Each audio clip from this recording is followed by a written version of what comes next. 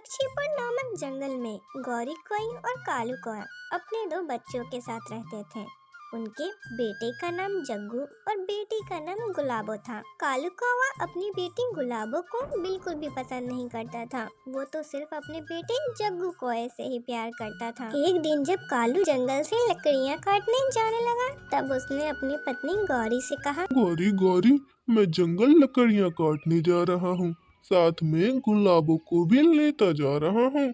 ये लकड़ियाँ इकट्ठा करेगी और मैं लकड़ियों को काटूंगा। ऐसे ज्यादा लकड़ियाँ इकट्ठा हो जाएंगी और हमें ज्यादा मुनाफा होगा। गौरी, नहीं कालू जी, मैं गुलाबों को लेकर बाजार जा रही हूँ। इसके जूते फट गए हैं, मैं इसको आज एक नए जूते दिलाऊंगी। गौरी कोई जानती थी कि कालू कौवा गुलाबो को बिल्कुल भी पसंद नहीं करता। कहीं वो इसे जंगल ले जाकर इसके साथ कुछ अनहोनी न कर दे। अरे गौरी, मैं थोड़ी ही देर में आ जाऊंगा, फिर तुम बाजार लेकर गुलाबों को चली जाना। मम्मा मम्मा, जाने दे मुझे जंगल पापा के साथ, मैं भी जंगल देखूंगी। कालू कौवा गुलाबो को लेकर जंगल जाने लगा। जब रास्ते में एक पहाड़ी पड़ी, कालू कौवा वहाँ रुक गया और वो गुलाबो से बोला, गुलाबो बेटा, अभी जंगल बहुत दूर है।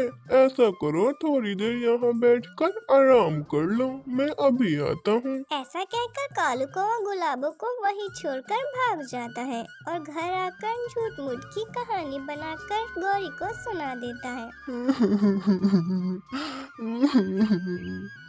गौरी, जब मैं जंगल में लकड़ियाँ काट रहा था, तब एक बड़ी सी चील आई और गुलाबों को उठाकर ले गई। गौरी, मैं डर कर मारे वहाँ से भाग गया, नहीं तो वो चील मुझे भी उठा ले जाती। गौरी, इतना सुनते ही गौरी कौवी भी रोने लग जाती हैं। उधर जब कालू कौवा बहुत देर तक नहीं आया, गुलाबो भी रोने लगी।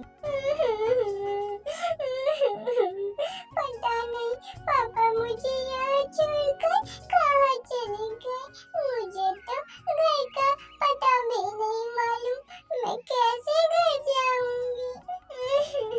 गुलाबो वहीं एक डाल पर बैठकर रोई जा रही थी। उसे रोता देखकर टुनटुनी चिड़िया उसके पास आती है। टुनटुनी एक चूड़ी बेचने वाली थी। वो जंगल जंगल घूमकर चूड़ियाँ बेचती थी। बेटी, क्यों रो रही हो तुम?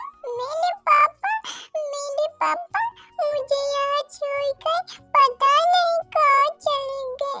अब मैं कैसे घर जाऊँ? मुझे तो अपने घर का रास्ता भी नहीं मालूम आंटी। बेटा, अभी तुम मेरे साथ मेरे घर चलो, फिर तुम्हारे मम्मी पापा तुम्हें ढूंढते हुए मेरे घर आएंगे, फिर तुम उनके साथ अपने घर चली जाना। अगले दिन से गुलाबो भी टुनटुनी के साथ चूड़ी बेचने जाने लगी। चूड़ियाँ ले लो, रंग बिरंगी चूड़ियाँ ले लो। आओ आओ, मेरे पास बहुत सुंदर सुंदर चूड़ियाँ हैं, जल्दी से आओ और चूड़ियाँ ले जाओ। टुनटुनी की आवाज सुनकर कई पक्षी चूड़ी खरीदने के लिए आती हैं। अरे गुलाबो, तुम तो मेरे लिए बहुत ही लकी हो। देखो, आज मेरी सारी चूड़ियाँ बिक गई और कितनी सारी कमाई हुई है। धीरे धीरे समय गुजरने लगा। एक दिन टुनटुनी बीमार हो गई। तब गुलाबो टुनटुनी से कहती है, माँ, अब मैं बड़ी हो गई हूँ, चूड़ी बेचने आज से मैं जाऊंगी। आप घर पे रहकर आराम करो। गुलाबो बेटा, ज्यादा दूर मत जाना, यही मोहल्ले में घूम घूम कर चूड़ी बेच लेना। चूड़ियाँ ले लो, रंग बिरंगी चूड़ियाँ ले लो। आओ आओ, मेरे पास बहुत सुंदर सुंदर चूड़ियाँ हैं, जल्दी आओ और रंग बिरंगी चूड़ियाँ ले जाओ। गुलाबो की आवाज गौरी कभी सुन लेती है। अरे, ये आवाज तो मेरी बेटी गुलाबो की लगती है। गुलाबो, तुमने मुझे पहचाना? मैं तुम्हारी अभागन माँ हूँ।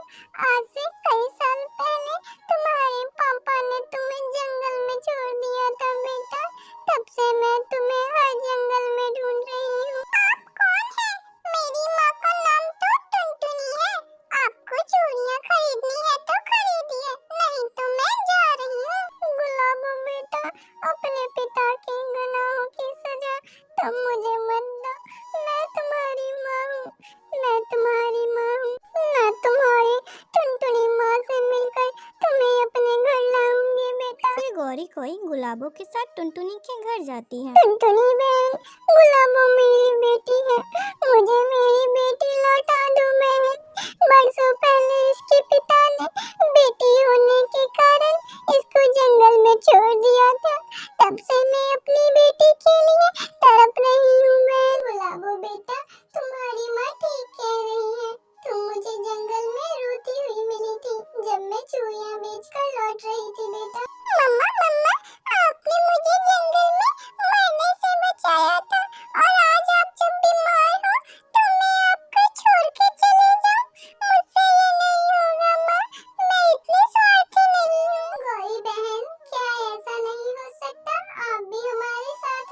गौरी कोई मान जाती है। गुलाबो खुशी खुशी चूड़ियाँ बेचने निकल जाती है। कुछ ही दिनों में गुलाबो चूड़ी बेच बेच कर बहुत ही सुंदर घर बना लेती है और अपनी दोनों माँओं के साथ खुशी खुशी रहने लगती है।